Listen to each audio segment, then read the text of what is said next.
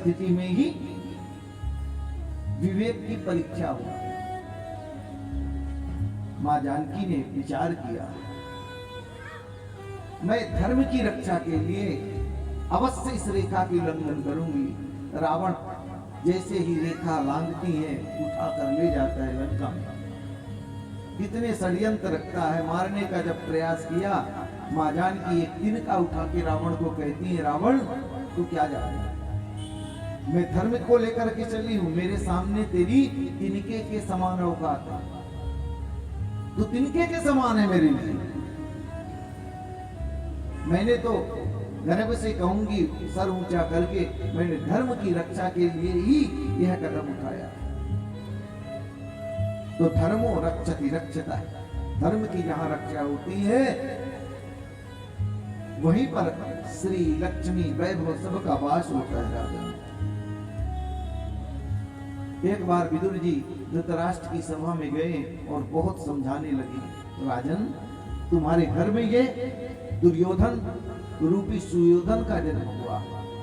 अरे पांडवों को 5 गांव देने में संतुष्ट हो रहे हैं, तो महाराज आपको निर्णय लेना चाहिए। नीति कहती है कि भाई हाथ में यदि कोई खतरनाक फोड़ा हो जाए, कोई हाथ में बीमारी लग जाए, तो शरीर की रक्षा के लिए हाथ को कटवा देने में कोई बुराई नहीं है। यद्यपि प्रिय हाथ भी है, शरीर का अंग हाथ ही है, परंतु उस एक फोड़े से पूरे शरीर में उसका दुष्प्रभाव फैल जाए तो बुद्धिमान प्राणी को एक हाथ को कटवा देना चाहिए, शरीर तो हमारा सुरक्षित रहेगा। वैसे आपके राज्य में ये जो दुर्योधन रूपी कैंसर उत्पन्न हुआ ना महाराज, ये सारे कौरव कुल का विनाश कर देगा। आप अब भी समझ जाइए महाराज।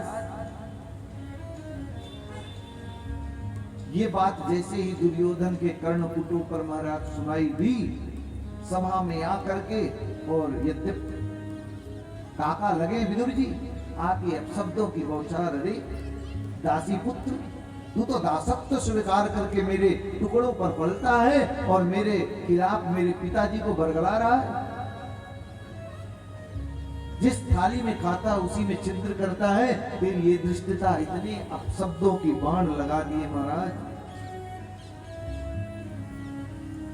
लेकिन परीक्षित धृतराष्ट्र जी यह सब बात सुन करके भी एक शब्द भी नहीं बोले कि तेरे काका लगे तू क्यों ऐसे शब्दों का अपशब्दों का उपयोग कर रहा है। क्यों? क्योंकि शिक्षा तो थी लेकिन दुर्योधन के पास संस्कार नहीं थे। जितना हमारे को शिक्षा जरूरी है उतना संस्कार भी जरूरी है। विद्या ददाति विनयम, विनय का मतलब होता है विनम्रता, झुकना। अरे झुकता वही है जिसमें जान होती है, अकड़ तो मुर्दों की पहचान होती है, अकड़ तो मुर्दों की पहचान होती है।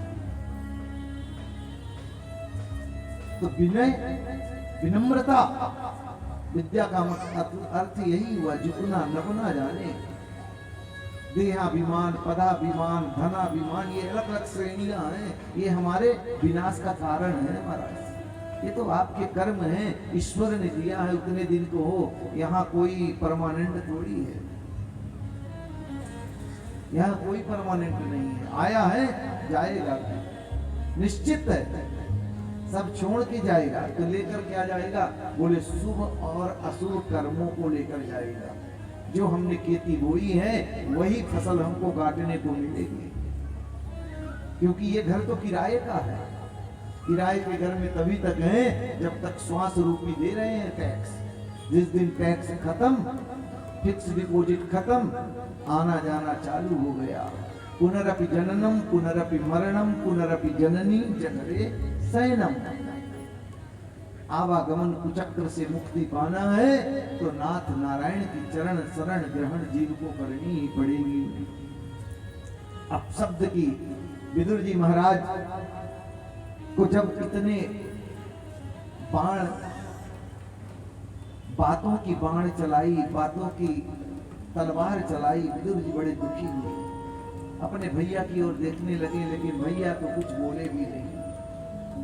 नीति कहती है सचिव वैद्य गुर तीन जो प्रिय बोलई भयास, राज धर्म तन तीन का कोई बेगही नास। तीन लोग अगर सचिव चाटुकार हो जाए, राजा का जो मंत्री है चाटुकारिता करने लगे कि नहीं महाराज आप गलत कर रहे हो, फिर भी बहुत अच्छा कर रहे हो। मंत्री का कर्तव्य है, कर्म है, धर्म है, अपने मालिक को, राजा को सही मार्ग दिखाए, नौकरी रहे चाहे ना रहे। वैद्य अगर रोगी के अनुसार भैया हम कड़वी दवा नहीं खाएंगे, फिर भी आप ठीक कर दो, कभी जीवन में नहीं ठीक होगा, तो तू वैद्य के पास क्यों गया? वैद्य वैसे सचिव वैद्य। और तीसरा है गुरु। गुरु को सत असत का ज्ञान अपने शिष्य को कराना ही चाहिए।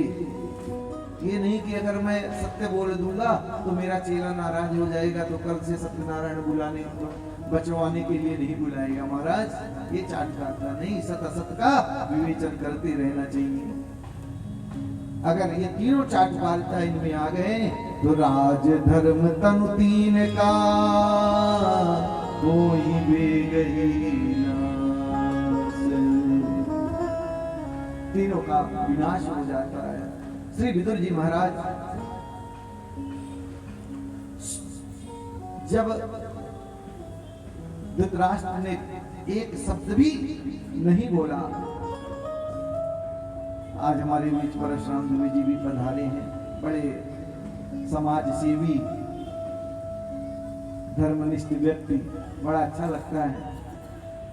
बोली वृंदावन बिहारी लाल की जय। स्वयं धनुर्द्वार निधाय माया गतव्यतो यादुरिमानयानः, सनिर्गतः कौरव पुण्य लब्धो गजावयस्तीर्थ पद।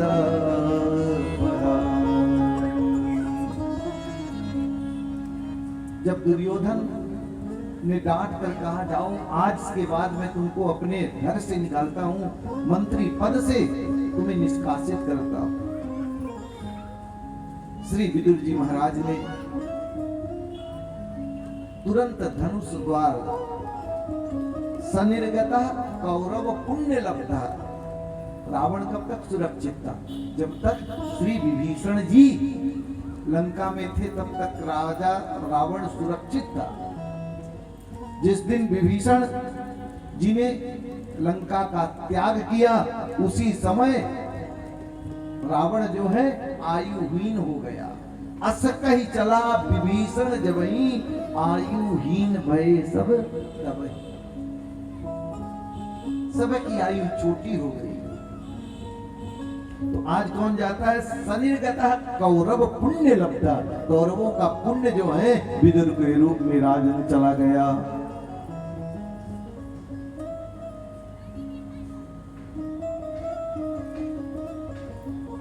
उस सभा का परित्याग करके धनुष स्वयं धनुर्द्वार निधाय, धनुष बाण रख के गए विदुर जी। क्यों?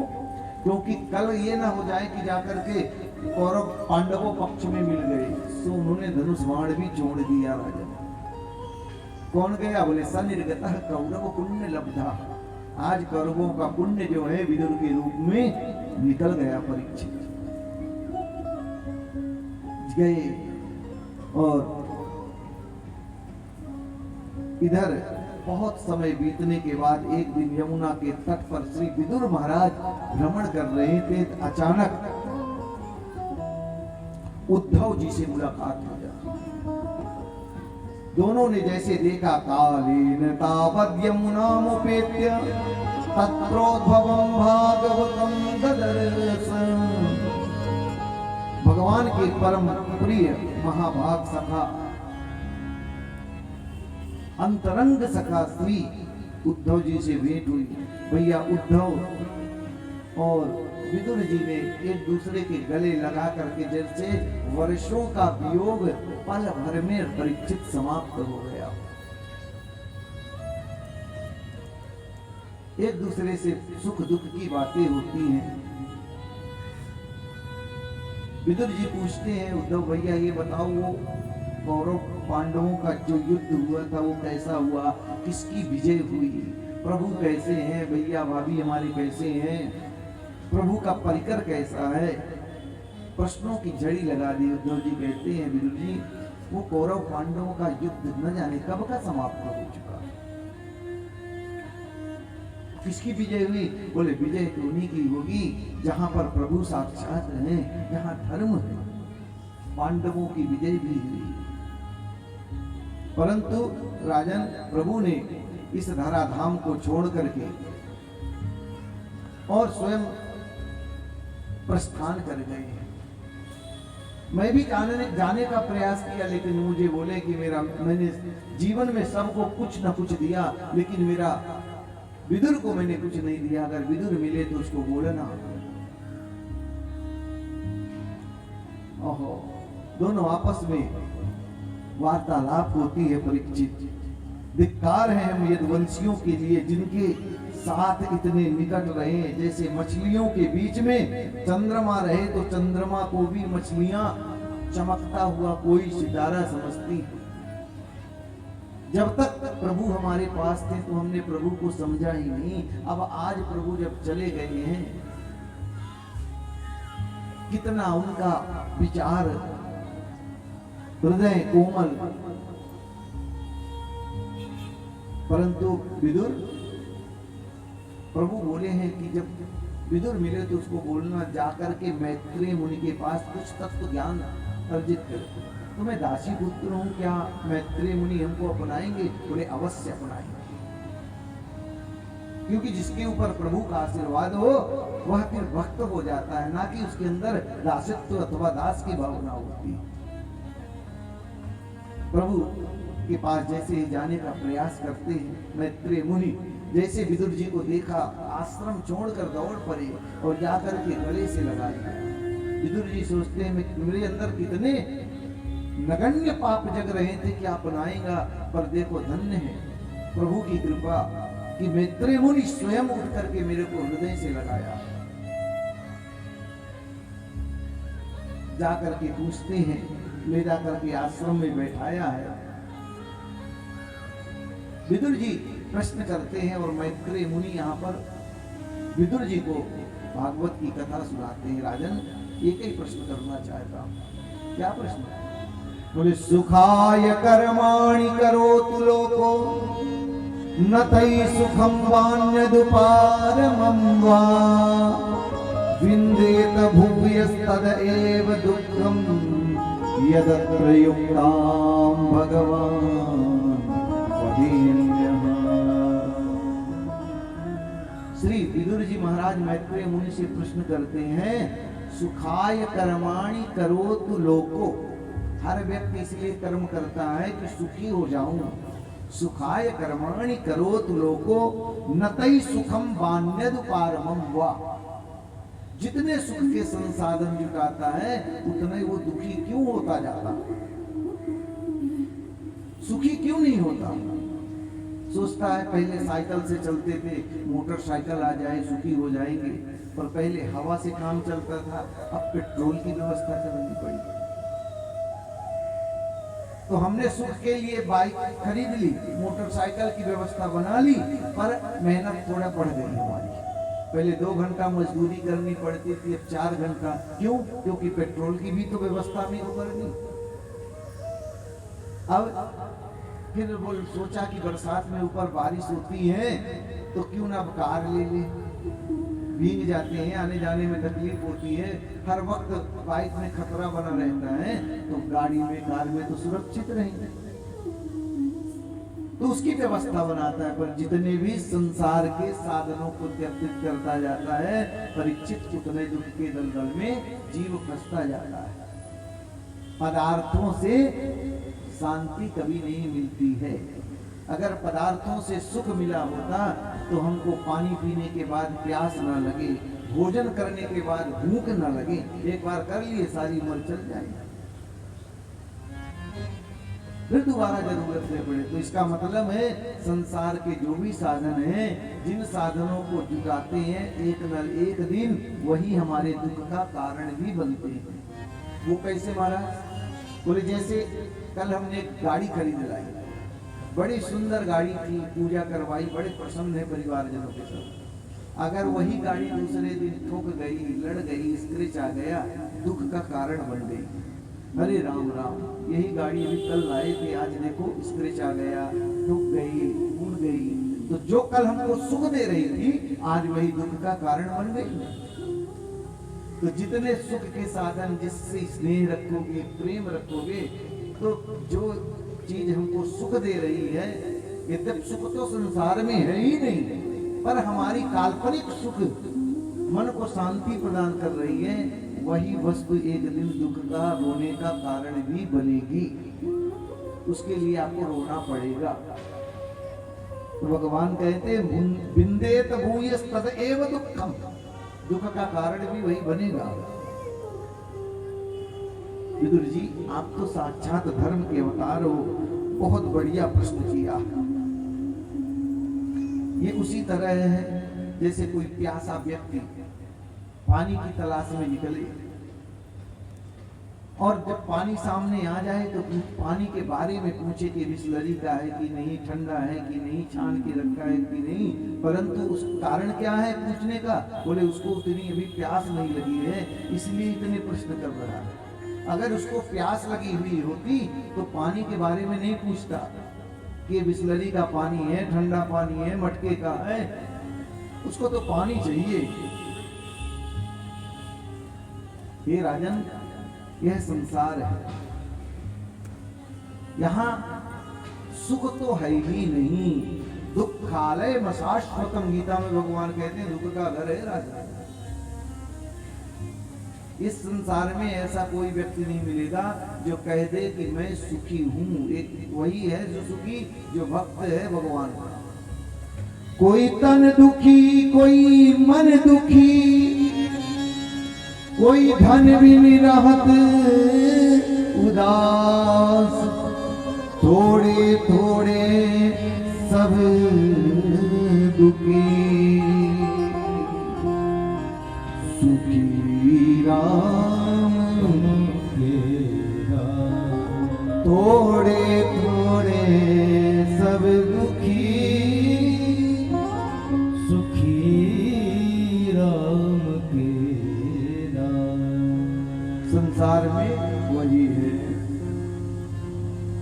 हे प्रभु, आसरा इस जहां का, हे संसार के मालिक, हे प्रभु, सुखी वही है जो संसार से विरक्त है। और विरक्त हो जाए तो परिवार महाराज चलाना तो पड़ेगा, कथा करनी है तो धन की भी व्यवस्था है। बोले ना, ये विरक्ति नहीं।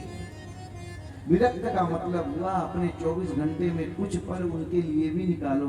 जैसे ऑफिस का समय है, परिवार जनी का है, व्यवहार का है, सोने का समय है, तो कुछ एक समय हमारे जीवन में निर्धारित हो उनके लिए भी, जो प्रियतम है, संसार के मालिक हैं, उनके लिए भी। भक्त कहता है, आसरा इस जहां का मिले ना मिले, मुझको तेरा सहारा सदा चाहिए। आसरा इस जहां का मिले ना मिले, तेरा सहारा सदा चाहिए। आसरा इस जहां का मिले ना मिले, मुझको तेरा सहारा सदा चाहिए। आसरा इस जहां का मिले ना मिले,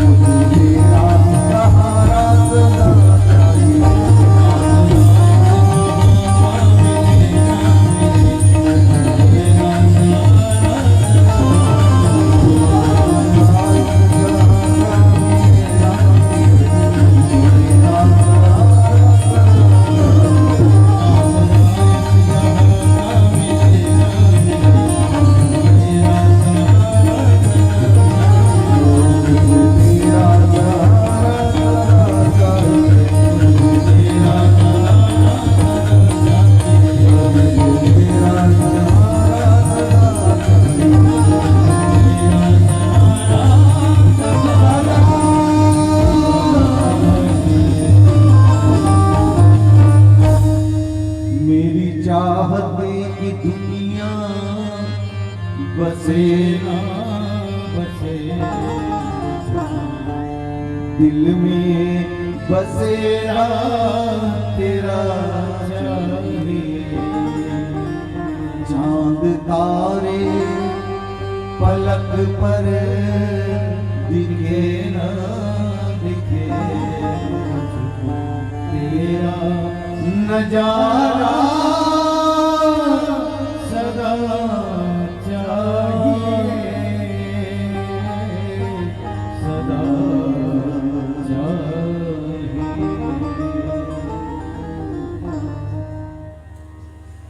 ईश्वरेयंस जीव अविनाशी, चेतन अमन सहज सुख राशि। बड़ा सुंदर पावन प्रसंग विदुर मैत्री जी के संवाद चल रहा है। श्री विदुर जी ने सृष्टि प्रक्रिया के विषय में पूछा है मैत्री मुनि से। बड़ा सुंदर प्रश्न करते हैं मैत्री मुनि से, हमको सृष्टि प्रक्रिया विस्तार से आप सुनाइए। प्रभु ये परमात्मा इस संसार को कैसे चलाता है, कैसे बनाता है। तब जाके मैत्री मुनि विदुर जी को सुनाते हैं, राजन नारायण की नाभि कमल से ब्रह्मा जी की सर्वप्रथम उत्पत्ति होती है।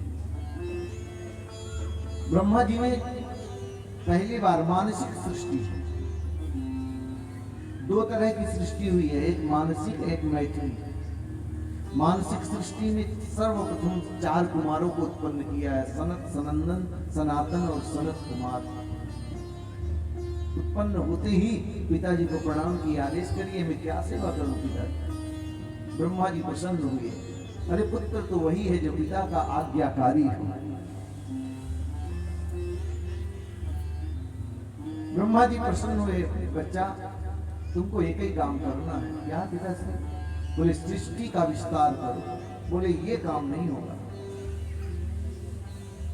तो अभी तुमने बोला कि मैं आदेश करिए क्या करना है, और अभी बोल रहे हो कि ये कार्य नहीं होगा। बोले मुझसे ये सृष्टि का विस्तार नहीं हो पाएगा। भगवान ब्रह्मा जी को बड़ा क्रोध आया, भ्रुकुटी टेढ़ी हुई कि उसमें रुद्र की उत्पत्ति हो गई। बोले शंकर भगवान की, रुद्र की उत्पत्ति हुई। बोले बाबा ये कल्प कल्प की कथा है। यद्यप ब्रह्मा विष्णु और रुद्र एक ही हैं, ये कल्प की कथाएं हैं। शिव जी के विवाह में भी गणेश पूजन हुआ, तो कोई कहे भैया गणेश जी तो उनके बेटे हैं, पूजन कैसे हो गया। ये कल्प कल्प की कथाओं को एकत्रित करके व्यास जी ने हम सबको परोसा, अलग अलग मनमंत्रों। हे राजन, बोले बाबा निवेदन करते हैं, बतलाइए मैं क्या करूं। बोले एक ही काम करो। क्या करूं? बोले सृष्टि का विस्तार करिए। बोले अवश्य। सो भोलेनाथ भूत प्रेत बिच्छू सांप डाकनी बेताल राक्षस कुष्मांड मारीगण उत्पन्न करने लगे। ब्रह्मा जी को पता चला सृष्टि तो बहुत सुंदर विस्तार हो रहा है। ब्रह्मा जी आए, हाथ जोड़ के बोले बाबा से, कहते बस करो महाराज, क्या कर रहे हो। अरे हम तो मानवीय सृष्टि चाहते हैं और आप इसमें सांप बिच्छू पाल कर रख रहे हो। बोले आप रहने दो। बोले बाबा कहे कि मैं भी यही चाहता हूँ, रहने दो, थोड़ा आवाज बढ़ा, आप रहने दीजिए। सो फिर से अब की बार ब्रह्मा जी ने 10 ऋषियों की मानसिक अभी उत्पत्ति चल रही, 10 ऋषियों की उत्पत्ति की। यही 10 महर्षि कहलाए हैं। फिर से इन 10 ऋषियों की उत्पत्ति करने के बाद ब्रह्मा जी अत्रि वशिष्ठ अंगिरा भृगु वशिष्ठ दक्ष और देवर्षि नारद ये ब्रह्मा के मानस पुत्र, 10 पुत्र। 10वें नंबर में नारद जी आते हैं। इस बार फिर से ब्रह्मा जी ने अपनी वाणी से परम सुंदरी एक कन्या सरस्वती की उत्पत्ति की। दक्षिणांग से मनु को और वामांग से सतरूपा को उत्पन्न किया है। इसीलिए मनु महाराज की हम सब औलाद हैं, उन्हीं से मानव कहलाए। हमारा डीएनए जो है मनु महाराज ही है सर्वप्रथम। फिर इसके बाद वर्ण व्यवस्था हुई, ब्राह्मण हुए, क्षत्रिय हुआ, शूद्र हुआ, वैश्य हुआ। लेकिन हम सबके पूर्वज एक ही हैं। वो कौन है? मनु महाराज। उन्हीं से हम मानव कहलाए। इसको अर्थ को हमने अनर्थ बना दिया, बट गए। भाई तू ब्राह्मण है तू अपना देख, क्षत्रिय है तू अपना देख, वैश्य है तू अपना देख। यद्यपि हम सब एक हैं। जब तक एकता है तब तक हम सब संगठित हैं, तब तक हमारे धर्म पर कोई कुठाराघात नहीं करेगा। उदाहरण के लिए आज पूर्व काल में इतिहास गवाह है, जब जब हम विलग हुए हैं, एक न होकर अनेक हुए हैं, तो अंग्रेजों ने, मुगलों ने कितने बार हमारे ऊपर शासन किया। न जाने हमारे पूर्वजों ने कितने आहुतियां दी हैं। किसके लिए? बोले धर्म की, सनातन की रक्षा करने के लिए। और वही सनातन को कोई नष्ट कर नहीं पाया। तो जब भी मैं तो यही कहूंगा, व्यासपीठ से भी यही संदेश देता हूं कि जब भी सनातन की जरूरत पड़े, हमारे सनातनियों पर कुठाराघात हो, आप एक होकर के खड़े होइए। आपस में कितना लड़ो मरो, जो करना है करो, पर जहां सनातन की बात आए, हिंदुत्व की बात आए, हम एक हो। नहीं, आने वाला समय अभी ऐसा है महाराज कि विचार करना पड़ेगा। वर्षे वर्षे क्रमज्जाता मंगलम नैव दृश्यते। समय जैसे जैसे बढ़ेगा वैसे वैसे मंगल कार्य बंद होने लगेंगे। माँ नहीं मात, पिता नहीं देवा, साधु सन करवाओ ही सेवा। ये सब कार्य देखने को मिलेगा कल। इसीलिए अब भी समय है, जग जाए। जगना जरूरी है। हमारे आदरणीय परम पूज्य श्री श्रद्धेय धीरेन्द्र शास्त्री जी ने कितनी बड़ी सनातन के लिए यात्रा निकाली। उनका क्या स्वार्थ है? किसी संत का कोई स्वार्थ नहीं है। वो उतने अपने आप में सामर्थ्यवान हैं, अपना जीवन जी सकते हैं। ये तो हमारे आपके लिए जरूरी है। हमारे आपके लिए लड़ रहे हैं, संघर्ष कर रहे हैं कि हमारी आने वाली पीढ़ियां जो हैं वो दर दर फिर से गुलामों की जंजीरों पे न जकड़ी जाए। हमारे में एकता हुई, एक हुए, संगठित हुए, तो आज देखो जो हजारों वर्षों से राम मंदिर पिंड के नीचे राम लला थे, आज जाके राम जी का सुंदर हम सब विग्रह का दर्शन करते हैं। ये किसकी देन है? हम सबके एकत्रित होने की, संगठन की बल के, संगठित होने के बल पर आज हमको दर्शन हो रहे हैं। इसकी जरूरत है समाज को, देश को। ब्रह्मा जी ने सर्वप्रथम मनु महाराज के 5 संतानें हुई हैं। यहीं से अब जो मनु महाराज की संतानें हुई हैं, यहीं पर अब सृष्टि का इन्हीं से विस्तार होता है।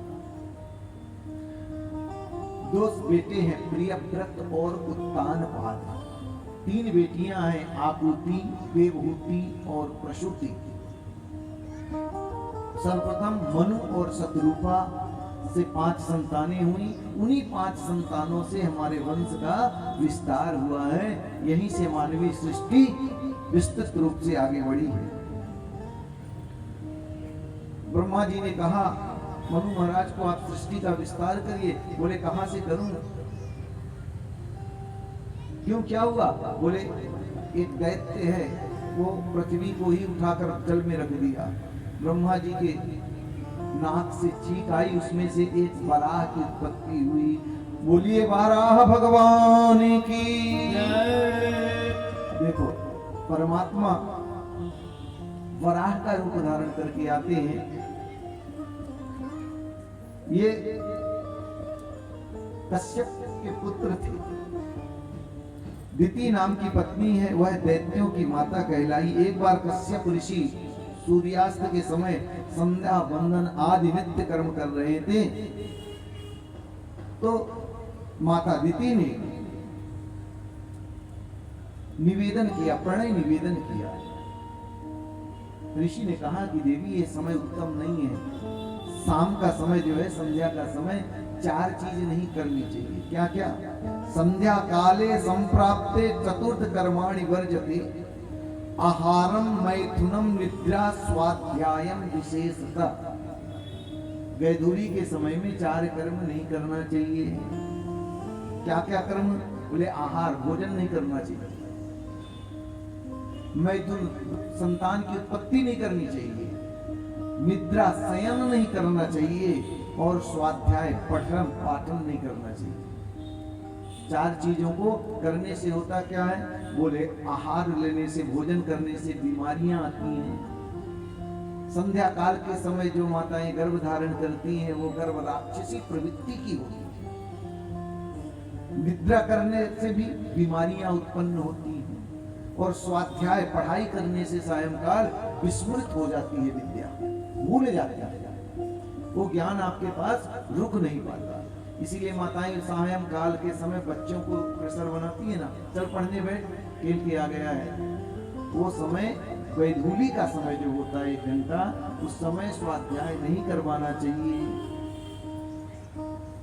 स्वाध्याय विशेषता। दिति महारानी ने कश्यप ऋषि से निवेदन किया कि मुझको संतान चाहिए, संतान चाहिए, लेकिन बहुत समझाने के बाद जब नहीं मानी, अंत में जब माँ का कामज्वर समाप्त हुआ, बड़ी दुखी हुई, मैंने क्या किया? बोले देवी तुमको संतान की प्राप्ति तो होगी, लेकिन इस समय तुम्हारा जो गर्भ है राक्षसी प्रवृत्ति का हो। मैया ने 1000 वर्ष तक गर्भ को ही धारण करके रखा। 100 वर्ष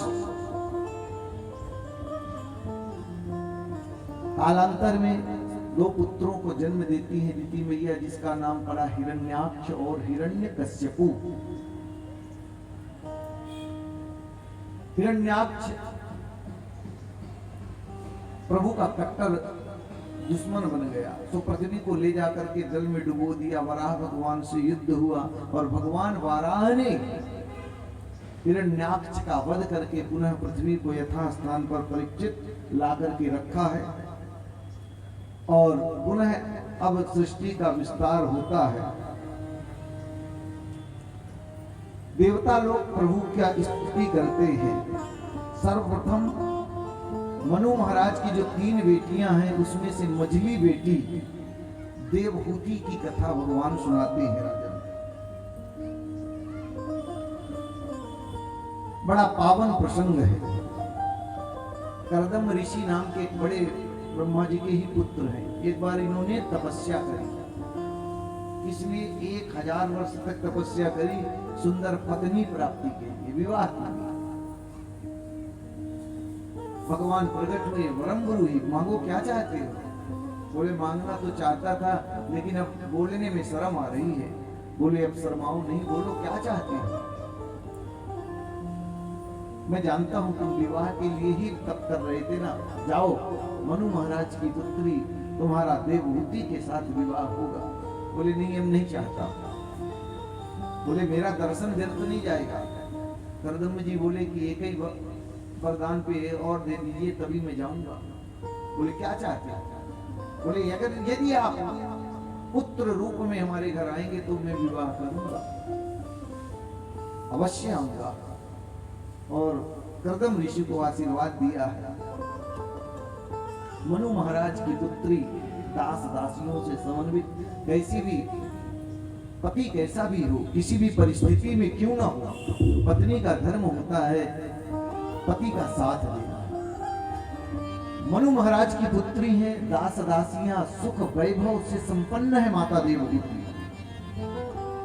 और कर्दम ऋषि एक टूटी फूटी झोपड़ी में तपस्वी महात्मा, विवाह हुआ गंधर्व विधि से। देवी जैसे माता देवहूति आई देखती हैं अपने पति का वैभव देख करके उस झरोखे उस कुटिया में जाकर के देखती हैं तो कुटिया में ऐसी कोई जगह नहीं है जहां से पानी न टपकता हो। उसमें सांप भी हैं, चूहे भी हैं, पक्षी अपना घोंसला बना के। माता ने पूछा ये कौन है? बोले देवी इनके घर नहीं है ना, सब अपने घर में रहते हैं, अपने ही है। जैसे ही झरोखे से बाहर देखी, एक झरने के नीचे जल में सिंह और हिरण दोनों एक साथ जल पी रहे थे। माँ समझ गई ये हमारे पति का वैशिष्ट्य है, इनके तप का प्रभाव है कि यहाँ पर हिंसात्मक जीव भी हिंसा को छोड़ देता है, अहिंसावादी हो जाता है। देवी अब तुम न ग्रहम ग्रह मृत्याहु गृहिणी ग्रह मुच्यते। घर को घर नहीं कहा जाता, किसको कहा जाता है? बोले गृहिणी ग्रह मुच्यते। घर की स्त्री ही घर होती है। अगर 10 दिन वो मायके चली जाए महाराज तो घर में चूहे बिल्ली नाचने लगते हैं। तो इसीलिए शास्त्र कहता है गृहिणी ग्रह मुच्यते, वो घर को सुंदर सुसज्जित करके साफ सुथरा रखती है। और वो चाहे घर को सुंदर स्वर्ग भी बना दे और वो चाह ले तो घर को नरक का अड्डा भी बना दे। इसीलिए न ग्रहम ग्रह मित्याहु गृहिणी ग्रह मुच्यते, गृहिणी घर का माना जाता है। इसीलिए नारी शक्ति सर्वोपरि है ना, इनके पास तो सारे स्थान है। ये काली भी हैं, लक्ष्मी भी हैं और सरस्वती भी हैं। बीच बीच में बुद्धि भी देती हैं, धन भी संचय करती हैं। और जब कभी पतिदेव कुमार गामी हो जाते हैं तो चंडी बन के तलवार भी निकाल देती है। तीनों रूप माताओं का होता है, 3 रूप, महाकाली, महालक्ष्मी, महासरस्वती। देवी अब इस घर को सुसज्जित आप करो, सुंदर घर का। इधर भगवान गर्दम ऋषि पूजा संध्या करने बैठे, जैसे ही ध्यान लगाया 100 वर्ष के लिए समाधिस्थ हो गए। लेकिन माता देवहूति मायके नहीं चली गई। पिताजी से ये नहीं कहने लगी पिताजी माँ जी आपने कैसा दूल्हा ढूंढा है कि ये तो आते ही कदम नहीं रखी, तपस्या में चला गया, मेरा कैसे जीवन निर्वाह होगा। माँ जानती आज जो रिश्ते टूट रहे हैं, इतने पहले के जमाने में रिश्ते होते थे तो न गुण मिलाया जाता था, न कुंडली मिलाई जाती थी, न मांगलिक दोष देखा जाता था, फिर भी रिश्ते दुबे जी का देख लो चल रहा है। और आजकल के रिश्ते देख लो आए दिन टूट जाते हैं, 2 दिन 2 महीना भी नहीं चलता। कारण क्या? उसका कारण यही है, माता थोड़ी भी बात हुई, फोन आजकल चल रहा है, फोन की मैया टाइम से खाना नहीं मिला, अरे उनकी ये हैसियत मेरी बेटी को भोजन नहीं समय से दिया, वहां डांटना चाहिए आपको, ठीक है नहीं मिला है तो देख। माँ का धर्म होता है अपनी बेटी का घर बसाना, ये नहीं कि उसमें और आग तो जल रही है ऊपर से घी डाल दे तो बिल्कुल एकदम से जलने लगे। घी न मत डालो। उसका कारण यही है कि रिश्ते जब टूट रहे हैं, कुछ कारण तो ये फोन भी। हम अपनी बेटी को देखना चाहते हैं, बहू लाएंगे तो उससे सारा कार्य करवाना चाहते हैं, परंतु बेटी जाए तो बेटी को ये कहेंगे बेटी कुछ करना नहीं, बैठी रहना। अरे हमने दहेज दिया है, इसी फ्री में थोड़ी शादी की। यही चीज है। अथवा और टूटने का कारण, सासू माँ चाहती है बहू मेरे जैसे हो। सासू माँ तो 20वीं सदी की है, अब चल कौन सी सदी रही है? 21वीं सदी। अब 21वीं सदी वाली सासू माँ चाहती है 21वीं सदी वाली बहू से कि जैसा मैं बोलूं वैसा बोले, जैसा मैं चलूं वैसा चले। कहाँ से महाराज चलेगी? न तुम अपनी सासू के समय में वैसी चली हो, न आने वाली बहू आपके समय में वैसा चलेगी। तो ये भी कुछ कारण ये इस बात का भी होता है, हम अपने जैसा ही चाहते हैं। तो प्रभु ईश्वर ने एक समान व्यक्ति को नहीं बनाया। देखो सब बैठे हैं, नारी पुरुष बैठे हैं, पर किसी की शकल एक दूसरे से नहीं मिलती जुलती। थोड़ा थोड़ा भिन्नता कर दी ना, कैसी उसकी रचना होगी। हर किसी का चेहरा अलग है, कोई एक चेहरे जैसे नहीं है। थोड़ी थोड़ी भिन्नता दे दी है, लेकिन सब है मनुष्य। तो जब हमारा शरीर नहीं मिल रहा, वाणी नहीं मिल रही है, तो विचार कैसे मिलेंगे? उनको मिलाना पड़ेगा। तो जब हम विचार मिला के चलेंगे तो रिश्ते टिकेंगे, रिश्ते आगे भी टिकते रहेंगे। कुछ कारण यही है। माता देवहूति मनु महाराज शत्रुपा से ये नहीं बोलती है कैसे ससुराल ढूंढा है भैया, मैया यहाँ तो कष्ट ही कष्ट है ना, कभी भी कोई गिला कोई शिकवा नहीं। बड़े प्रेम से मैया अपने पति देव की सेवा करती हैं। कालांतर में जब कर्दम ऋषि की निद्रा टूटती है, माता देवहूति बुढ़ी हो गई, बाल पक गए, श्वेत वर्ण आ गए। समाधि टूटने के बाद पूछा, देवी आप कौन हो? बोले स्वामी मैं आपकी सेविका दासी देवकी हूँ, मनु महाराज की पुत्री हूँ, आप विवाह करके ले आए थे याद करिए, और आप ध्यान में बैठ गए तो तुम गई नहीं अपने मायके। बोले कैसे जाऊं? एक पतिव्रता स्त्री के लिए उसका पति ही सर्वस्व होता है, पति का घर ही सर्वस्व होता है, मैं कैसे चली जाती? ओहो देवी धन्य हो तुम, मांगो वरदान, क्या चाहती हो? बोले पतिव्रता स्त्री यही चाहती है उसके आंगन में भी बच्चे की किलकारियां गूंजे, सुंदर घर बसे, परिवार बढ़े। अवश्य देवी मैं तुम पे प्रसन्न हूं। तुष्टो है अद्य तव मान अभिमान दाया, शुश्रूषया परमया परया च भक्त्या,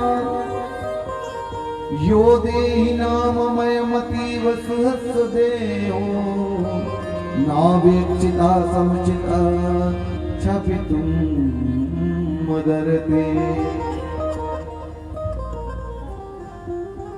कर्दम ऋषि बोले, अरे मानवी मनु की पुत्री होने के कारण मानवी कहते हैं। अरे मानवी मनु पुत्री, हम तेरी सेवा से बड़े प्रसन्न हैं। अरे संसार में व्यक्ति अपना सुख, अपना शरीर सबसे ज्यादा प्यारा होता है। कैसा भी है, काला है, गोरा है, लंगड़ा है, रोग से ग्रसित है, फिर भी उसके लिए उसका शरीर सर्वोपरि बहुत प्यारा है। पर तुमने अपने शरीर का भी ख्याल नहीं रखा देवी, धन्य है, मैं तुमसे प्रसन्न हूं। जाओ देवी, निबज्ज अस्मिन हृदय वीरु मिमान मिद मारो, जाओ इस ब्रह्म सरोवर में डुबकी मारो। जैसे ही मैया गई डुबकी मारी, बुढ़ापा सब चला गया, नव यौवन रूप प्राप्त हो गया, दास दासियों से समन्वित। क्यों? क्योंकि ये उनके पति का, कर्दम ऋषि का तप था।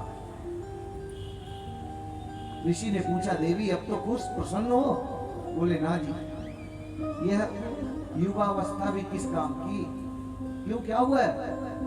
बोले पत्नी 21 वर्ष की बनी बैठी है सुंदर, और पति 1000 वर्ष के बुढ़े महात्मा बन के बैठे हैं, जोड़ी नहीं जम रही, क्या चाहती हो?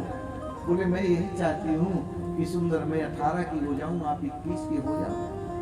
अवश्य देवी। सो ऋषि ने उस ब्रह्म सरोवर में डुबकी मारी, परम दिव्य रूप धारण किया, सुंदर एक कामद विमान को उपस्थित किया है। ये विमान ऐसा वैसा नहीं, मन में संकल्प जगा कि वह वस्तु वहां पर उपस्थित। ये ऐसा विमान है, संसार के सारे सुख इस विमान के अंदर है। ये ऐसा विमान, इसको कामद विमान कहा। उस विमान की यात्रा में कालांतर में एक नहीं, यहाँ तो एक संतान होने के बाद वन चला जाऊंगा, 9 बेटियां हो गई। यही नवदा भक्ति कहलाई, यही माता देवहूति की ही पुत्री अनुसुईया माता को कौन नहीं जानता। एक एक से परम दिव्या कला देवी है, अनुसुईया है, अरुंधति है, ख्याति है, शांति है, क्रिया है, हविर्भू है, एक एक से परम दिव्य पुत्रियों की प्राप्ति हुई है। एक दिन कर्दम ऋषि कहते हैं, देवी बहुत समय हो गया है, अब हमको चलना चाहिए, तप करना चाहिए। कैसी भी परिस्थिति हो, चतुर्थपन में भगवत भक्ति में व्यक्ति को जाना ही चाहिए। भगवत भक्ति में क्यों? बोले 4 आश्रम की, जो वर्णाश्रम की व्यवस्था करी है, चतुर्थ आश्रम वानप्रस्थ ही है। ये नहीं कि जब हमारे जीवन में आपत्ति विपत्ति आए तब हम वानप्रस्थ की ओर प्रस्थान करें ना जी। वानप्रस्थ आश्रम जागृत अवस्था में सब कुछ सुलभ होते हुए ही वानप्रस्थ में जाना चाहिए। 51 शब्द जब लग जाए, वन शब्द 51 52, 51 मतलब वन वन की ओर जाओ।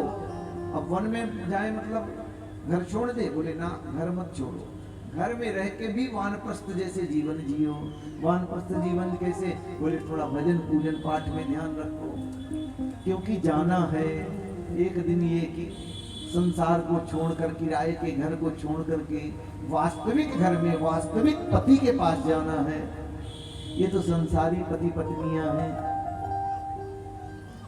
राजन, जब ऋषि जाने लगे चरणों में, मां चरणों को पकड़ लेती है, स्वामी मेरा विलंब क्या होगा, ये पराया धन है बेटियां, कल अपने अपने ससुराल चली जाएंगी, मैं मुझको किसका विलंब प्राप्त होगा, मैं किसके सहारे जीऊंगी।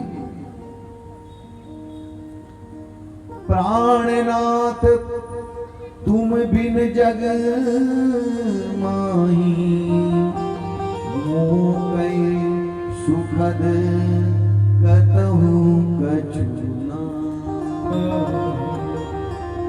जिय बिन देह नदी बिन मारी,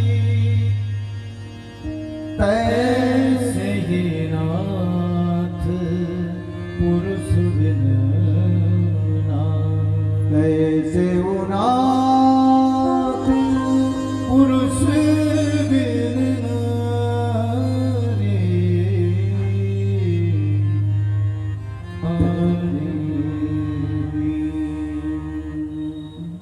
हे राजा, देवभूति कहती है चरण पकड़ के, जी बिन देह नदी बिन वारी। जैसे ये प्राण के बिना शरीर का कोई महत्व नहीं। बहुत सुंदर मछली का स्वरूप है, अगर जल ना मिले तो जल के बिना उसका कोई महत्व नहीं। हे प्रभु, वैसे एक पतिव्रता नारी, जब तक उसका मान सम्मान सब उसके पति से ही है, आप मत जाइए। और आपको तो प्रभु ब्रह्मा जी का आशीर्वाद है। ब्रह्मा जी ने, प्रभु नारायण ने साक्षात आशीर्वाद दिया था कि मैं तुम्हारे घर बालक बनकर आऊंगा, तो आप मत जाइए। ऋषि को याद आ जाता है, अरे देवी तुमने ठीक ध्यान नहीं दिलाया। माँ की दो राजपुत्री आत्मानं प्रत्यनिंदते, भगवास्तेच्छरो गर्भं दूरात्म संप्रपस्यते।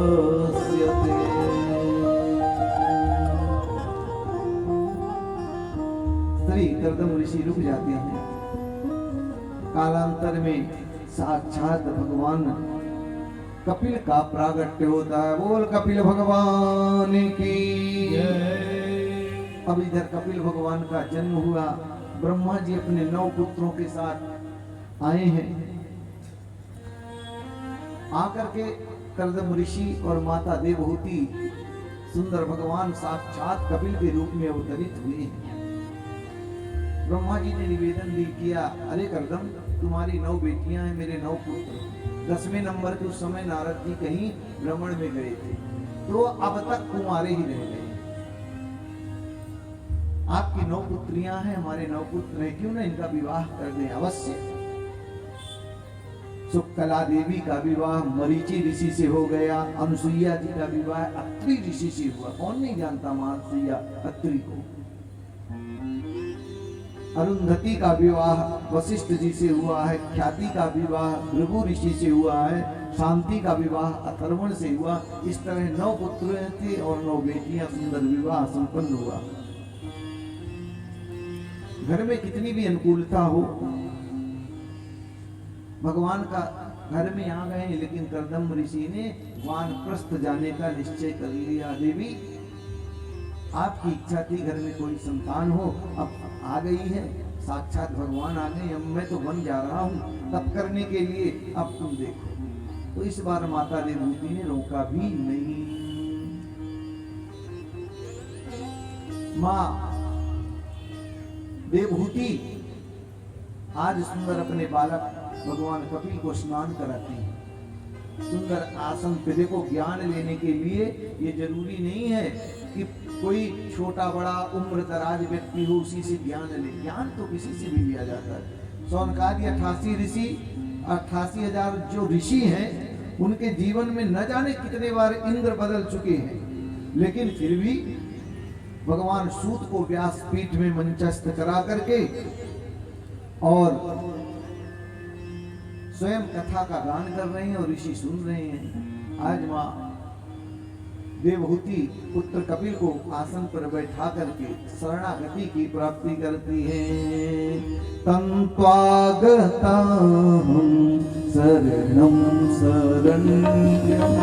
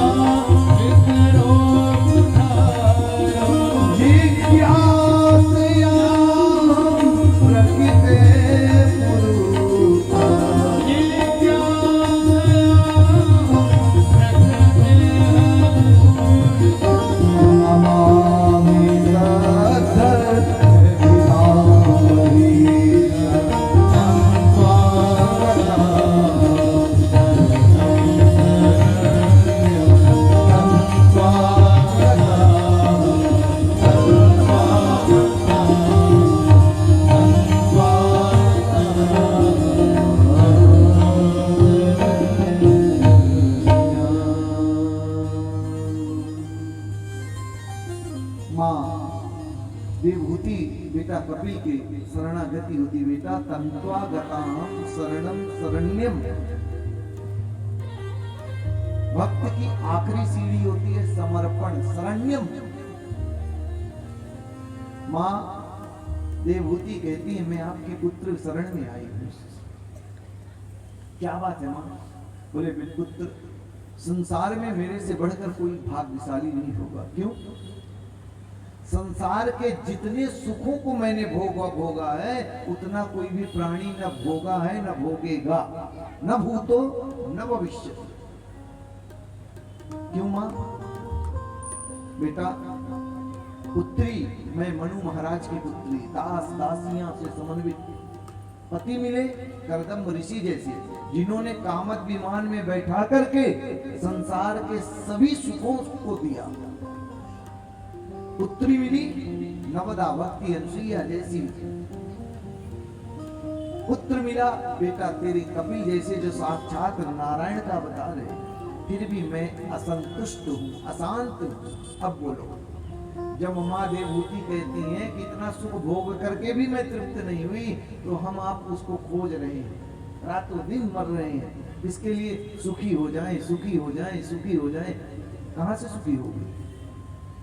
मां देवहूति की ये कथा हमारे जीवन में जीवन जीने की कला देती है कि जब मां देवहूति कहती है मैं सुखी नहीं हुई, तो तुम संसारियों की तो बात ही क्या। हे पुत्र कपिल ने भगवान 8 अध्यायों में अद्भुत सांख्य योग्य का वर्णन किया है, जिसको कपिल अष्टाध्यायी भी कहते हैं। भगवान कपिल कहते हैं मां, ये जो विषय है ना, इंद्रियों का तर्पण है।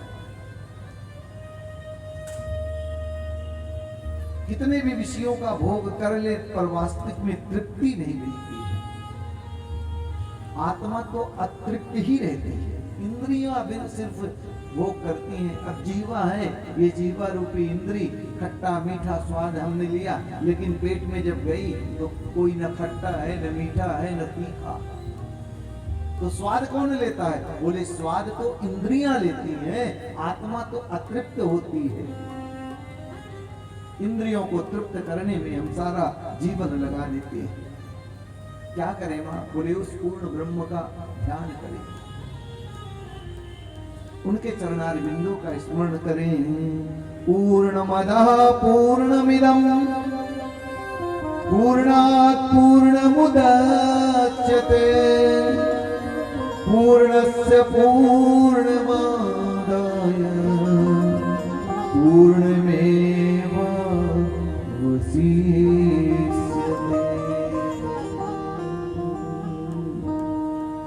मां, ये मन ही बंधन और मोक्ष का कारण है। भगवान कपिल मैया से कहते हैं मोक्ष का द्वार क्या है? बोले बंधन। कैसा बंधन? बोले उसी तरह जैसे एक चरवाहा 10 गाय पाल करके रखा, नित्य गाय को चराता, लाके शाम को बंधन में बांध देता। एक दिन एक गाय की रस्सी उसको नहीं मिली, 9 गायों को बांध दिया, लेकिन एक गाय के लिए अभी परेशान है। किसान के खेत में जाएगी, खेती खा लेगी और सुबह लड़ाई का एक घर चालू हो जाएगा। एक संत गुजर रहे थे, बोले क्या बात है, बड़े दुखी लग रहे हो वाले जी? बोले एक ही दुख का कारण हो गया, एक रस्सी नहीं मिल रही है और मैं इसको कब तक देखते हुए थे। बोले जैसे नित्य बांधता था उसी खूंटे के पास ले जा और झूठ मूठ की रस्सी लगा दे गले में, बंधी रहेगी। बोले बंधी रहेगी। वो ले गया, गले में हाथ लगा दिया, गाय को तो लगा मैं बंध गई, पर बंधी नहीं थी, झूठ का बंधन उसने लगा दिया। प्रातः काल जिनको 9 को बांधा था खोल दिया, 10वीं तो बंधी ही नहीं थी, तो उसको लगा इसको क्यों खोले। तो 9 जब चली गई, एक वहीं खड़ी है, जा क्यों नहीं रही है? संत ने कहा जैसे झूठ का बंधन में बांधा था वैसे झूठ के बंधन से खोल दे, वो भी चली जाएगी। वो गया, हाथ लगाया, झूठा बंधन खोला, वो भी चली गई। कहने का तात्पर्य हम कहते हैं बंधे हैं, बंधे हैं, बंधे हैं राजन। तो ये मन ही बंधन और मुक्ति का कारण है। जब तक हम सोचते हैं घर गृहस्थी के जंजाल में बंधे हैं, कैसे जाएं, कहाँ जाएं। अरे भैया, आप जब यम के द्वार पर चले जाओगे तब कौन उस परिवारजनों की रक्षा करता है? अरे वाह दिन की सुधि भूल गयो, जब मुट्ठी बंधे धरनी पर आयो। भांति बहुत प्रतिपाल कियो, ता प्रभु को नर क्यों बिसरा। जब दांत न थे तब दूध दियो, जब दांत भयो तब अन्न खिलायो। ता प्रभु को नर क्यों न भजे, जे पानी के बूंद से पिंड बनाए, जे पानी के पिंड से दूध बनायो। पानी के बूंद से पिंड बनायो। भगवान कहते हैं वह दिन की सुधि भूल गए। जब माँ के गर्भ में जीव रहता है, आता है 9 महीने बाद, तो परमात्मा उसके भोजन नहीं कर सकता, दूध की व्यवस्था बनाता है। जब दूध की व्यवस्था बना दिया, थोड़ा बड़ा हुआ, दांत आ गए, खाने पीने लगा, तो दूध छीन लिया, भोजन की व्यवस्था बनाया। बुढ़ापा, उम्र बढ़ने लगी, सोचा कि अब ये दांत फिर बुढ़ापे में छीन लेना चाहिए। क्यों छीन ले? बोले गरिष्ठ भोजन खाएगा, चने वगैरह चबाएगा, पेट खराब हो जाएगा, तो ये क्या करेगा। तो मनुष्य आज कलयुगी बड़ा होशियार निकला, नकली दांत लगा दिए, चने खाए बिना रह नहीं सकती।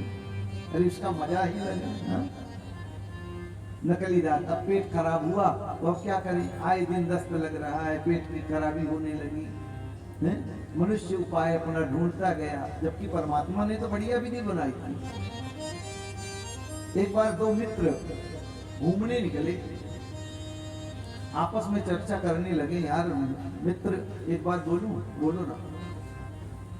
एक मित्र, दोनों बड़े पढ़े लिखे थे, होशियार थे, ब्रह्मा जी को अक्ल नहीं है। एक मित्र बोला, भैया ऐसा क्यों बोल रहा है, वो तो सृष्टि के रचयिता है ब्रह्मा जी। बोले अक्ल इसलिए नहीं है, सृष्टि बनाना नहीं आया। अब बोलो, ब्रह्मा जी ने बुद्धि दी, अब वही कह रहा है ब्रह्मा को बुद्धि नहीं है, विवेक नहीं है सृष्टि बनाने का। क्यों भैया? बोले देखो ना, जो पतले पतले झाड़ लगे हैं, बड़े बड़े कद्दू के फल जो हैं जमीन में पतले झाड़ों में लगाया है, और ऊपर इतने बड़े बड़े झाड़ हैं जिसमें छोटे छोटे जामुन के फल लगे हुए हैं। ये फल ऊपर होने चाहिए और वो फल नीचे होने चाहिए, कद देख करके वजन डालना चाहिए। तो ब्रह्मा की अकल नहीं है, उसने न कद देखा न घाटी देखी है, और वो फल डाल दिया। इतने में एक ऊपर से जाम उसके सर पे गिरा। एक मित्र पूछता है, क्या हुआ भैया? बोले यार ये कुछ ऊपर से गिरा लेकिन लगा जोर से। दूसरा मित्र कहता है, अभी बोल रहा था ना ब्रह्मा की अकल नहीं। अगर ब्रह्मा जी ये बड़ा कलिंगड़ ऊपर लगाए होते और वो ऊपर से कहीं सर पे गिरता तो राम नाम सत्य हो जाता कि नहीं हो जाता? तो ब्रह्मा जो करता है वो विचार के करता है, और आपस में हम सोचते हैं कि ब्रह्मा को अक्ल नहीं है। तो मन को कैसे मोड़ा जाए? साधु के लक्षण क्या है? अनेकों प्रकार के मां प्रश्न कहती है। राजन, गुरुदेव के रूप में भगवान साक्षात कपिल बैठे हुए हैं। सबसे पहली सीढ़ी है विश्वास। हमारा जीवन में परमात्मा के प्रति विश्वास जागृत होना ही चाहिए। भय नहीं कि डर बस हम करें कि डर है चलो माला जप लें। विश्वास सर्वोपरि है। एक ऋषि थे मतंग मुनि, उनकी शिष्या थी सबरी, सबर जाती थी। गुरुदेव जब जाने लगे, छोटी सी थी, बालिका थी, आश्रम में रहती थी। गुरुदेव के चरण पकड़ लेती है, गुरुदेव आप चले जाएंगे, मेरे को किसका विलंब रहेगा, इसके सहारे जीऊंगी, कौन देख रेख करेगा? मतंग मुनि कहते हैं, देवी पुत्री, मैं तो प्रभु से मिलने जा रहा हूं, लेकिन तेरे को मिलने प्रभु स्वयं आएंगे। अच्छा, कब आएंगे, कितने दिन में आएंगे, कैसे रहेंगे, ये तो बता दो। कितने साल हमको प्रतीक्षा करनी पड़ेगी? बोले अभी तो उनका जन्म ही नहीं हुआ है। अच्छा,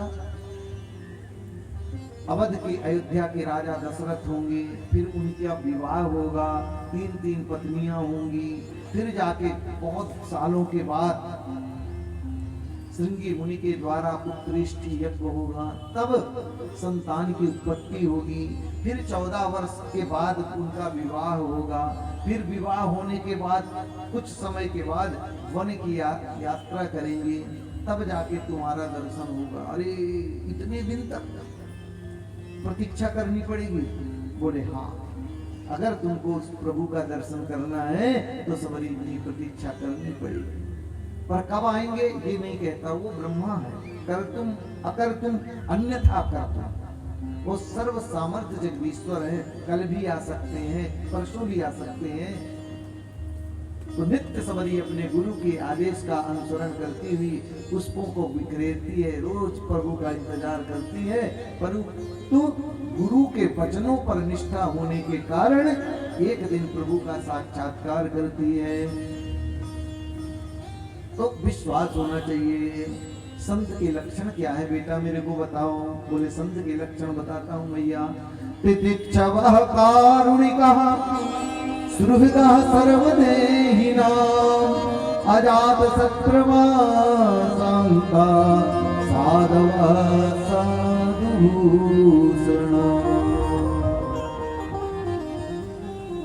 संत के लक्षण क्या हैं, कैसे होते हैं, तब बतलाती है।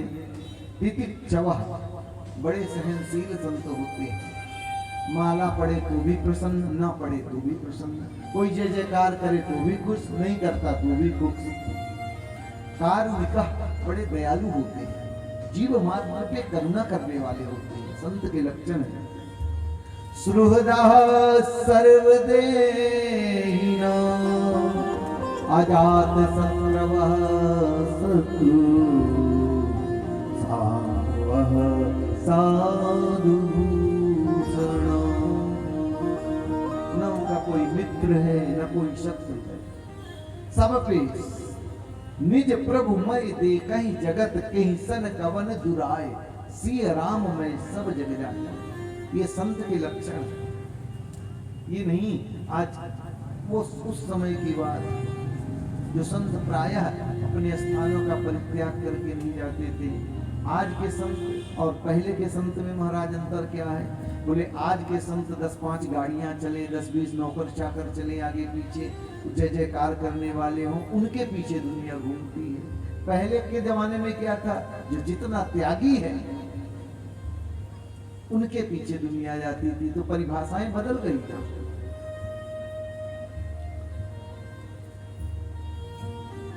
हे माँ, बड़ा सुंदर कपिल उपदेश करते हैं। माँ, संतों के बीच बैठोगी तो 24 घंटे प्रभु की महिमा सुनोगी, महापुरुषों का संग करोगी तो महापुरुष सत्कर्म की भावना ही बतलाएंगे। जैसे ये संसार में जैसे जीवा 32 दांतों के बीच बच के रहती है माँ, उसी तरह इस संसार में बच के रहना पड़ता है। कपिल भगवान प्राणायाम की विधि बताते हैं। यम नियम आसन प्राणायाम प्रत्याहार धारणा ध्यान समाधि योग है। कपिल भगवान सुंदर योग का ज्ञान देते हैं। भगवान के सुंदर नख चरणारविंदों का स्मरण करें। प्रातः काल सर्वप्रथम उठ करके माँ पृथ्वी को प्रणाम करें, अपने हस्तों की कर कमल रेखाओं को देखें। इसके बाद थोड़े समय बैठ करके खाट पे ही उन गोविंद का स्मरण करें। कैसे हैं? बोले पद नख चंद्रिकाओं, भगवान का सब कुछ कमल से उपमा दी गई है। प्रायः उनके स्वरूप को कमल से संतों ने वर्णन किया है। नव कंज लोचन कंज मुख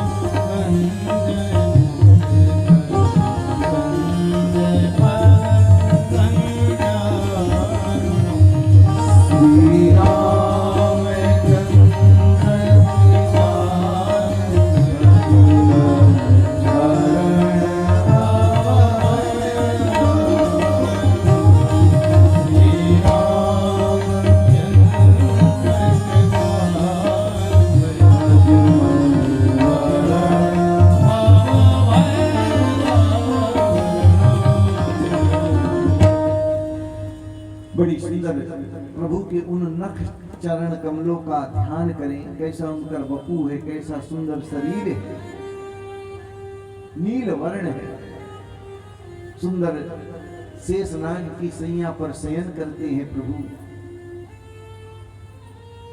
उन परमात्मा का ध्यान करें। 5 प्रकार की मुक्तियों का वर्णन किया है प्रभु ने। भगवान कपिल माता देवहूति को बड़ा सुंदर दिव्य संदेश सुना। माँ, यह संसार जो है ना, गृहेश कूट धर्मेशु दुख तंत्रेन सुतंद्रिया, यह घर है ना, ये संसार है ना, ये दुख का कारण है। ग्रहेश कूट धर्मेशु, इसमें जो एक बार आ गया ना फिर निकलता नहीं है। बेटा, संसार का प्राणी जानता है, सब कुछ समझता है, फिर भी इसमें निकलने का मार्ग नहीं मिलता है।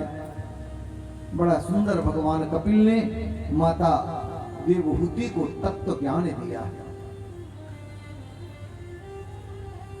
अंत में माता देवहूति चरणों में गिर पड़ती हैं कि हे बेटा, आज मैं कृतार्थ हो गई, धन्य हो गई, मैं जान गई आप ही जगत के नियंता हैं, जगदीश्वर हैं,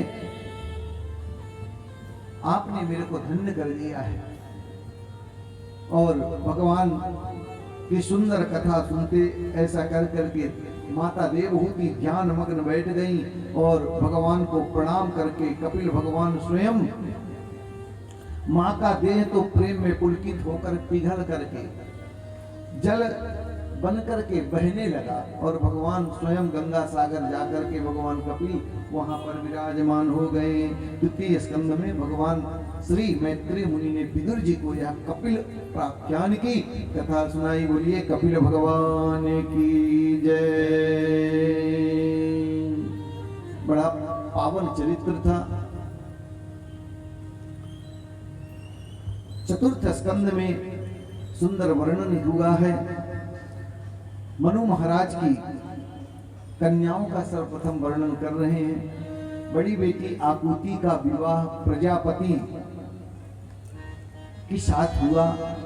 पुत्रिका का धर्म आश्रय लेके इनके यहाँ साक्षात भगवान यज्ञ नारायण की उत्पत्ति हुई। बोली यज्ञ नारायण भगवान की जय। सुखदेव जी कहते हैं परीक्षित मैत्रेय मुनि विदुर जी से यह प्रसंग सुनाते हैं। विदुर जी गदगद हैं। मैत्रेय मुनि कहते हैं विदुर मनु महाराज की जो सबसे छोटी बेटी थी प्रसूति देवी का विवाह दक्ष प्रजापति के साथ हुआ। जिनके 16 बेटियां हुई, उन 16 बेटियों में 13 कन्याओं का विवाह धर्म के साथ हुआ।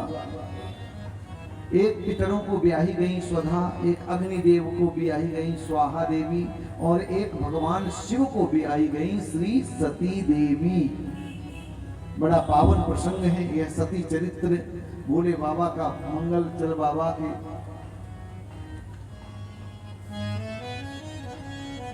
श्री मैत्रेय मुनि विदुर जी को यह पावन कथा शिव चरित्र की सुना रहे हैं, सती चरित्र की कथा सुना रहे हैं। यह पावन चरित्र भक्त कहता है अरे चल भोले के द्वार ठिकाना पाएगा, खुशियों का भंडार खजाना पाएगा। चल बाबा के द्वार ठिकाना पाएगा, चल भोले के द्वार ठिकाना पाएगा, चल बाबा के द्वार ठिकाना पाएगा, चल ओ रत्नों का भंडार, ओ रत्नों का भंडार खजाना पाएगा, ओ रत्नों का भंडार